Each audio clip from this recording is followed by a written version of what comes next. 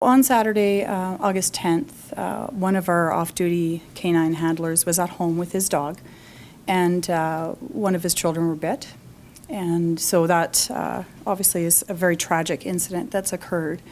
In terms of how we proceed forward in relation to the incident is that, I'll do an internal review in-house around kind of the behaviors of the dog and what did occur. Right now, super early, obviously, in the incident, and looking at that, and even having a chance to speak with the member and his family.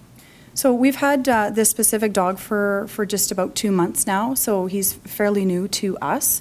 Throughout that 2-month session, we have exposed him to various kind of incidents, and thus far we haven't had any behavioral issues. So again, various kind of scenarios that we put our dogs through at all times. So in this instance, it's just, it has never occurred.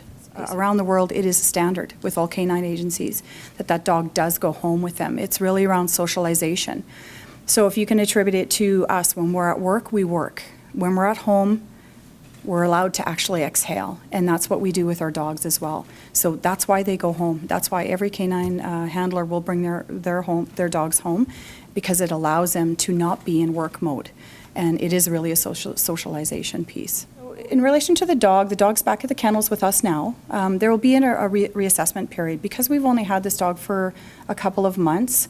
We have a couple of options open to us. It can be returned back to the broker, be reallocated. If it's a training issue, then we're going to work on that. So there are a couple of things that we certainly have the ability to consider moving forward. But again, because we're so early, the incident was only on Saturday.